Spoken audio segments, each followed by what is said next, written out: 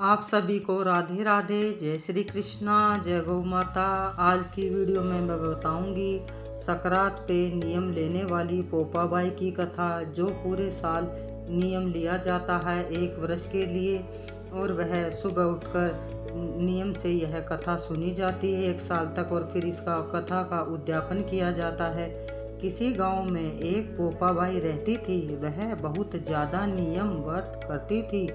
एक दिन उसने अपने भाई व भाभी से कहा कि मैं शादी नहीं करूंगी, इसलिए मेरी झोपड़ी गांव के बाहर बना दो और गांव के सभी लोगों से कह दो कि वह अपनी गाय व बछड़ों को मेरे यहाँ ही घास फूस चरने को भेज दें। जो बचा खुचा खाना है वो मुझे खाने को दे दे। एक दिन नगर का राजा शिकार खेलने जंगल में आया और गांव के बाहर जंगल के पास बनी झोपड़ी देखकर रुक गया। झोपड़ी के पास जाकर उसने आवाज लगाई कि कौन है, लेकिन भीतर से कोई आवाज न आने पर वह लगातार दरवाजा खटखटाता रहा, पर पोपाबाई नहीं उठी और कहने लगी, कौन हो तुम जो बार बार दरवाजा बजा रहे हो? क्यों दरवाजा आवाज लगा रहे हो? राजा ने कहा कि मैं यहाँ का राजा हूँ और तुम्हारे साथ विवाह करूँगा।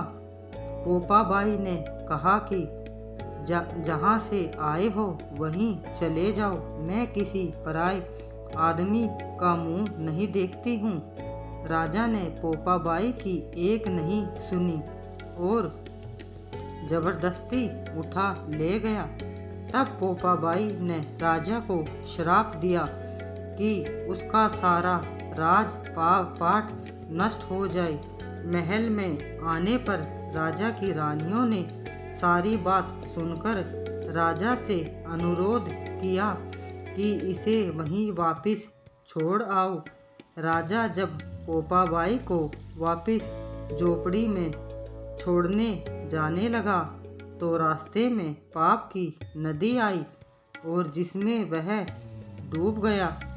पोपाबाई धर्मराज जी के यहाँ पहुँची और धर्मराज जी ने उन्हें स्वर्ग का राज दे दिया।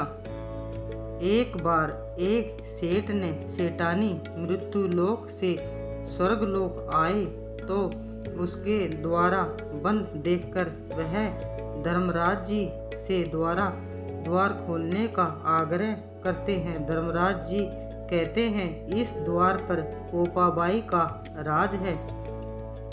इस पर सेठ सेठानी कहते हैं कि हम पोपाबाई को नहीं जानते। धर्मराज जी उन दोनों की बात सुनकर कहते हैं कि तुम दोनों 7 दिन तक मृत्युलोक में रहो। 8 खोपरा से राई भरकर 5 कपड़े ऊपर रखकर कहानी सुनकर उद्यापन करना और कहना कि राज है पोपाबाई लेखा लेगी राई राई का। सारे बोलो पोपाबाई की जय। पोपाबाई की जय हो।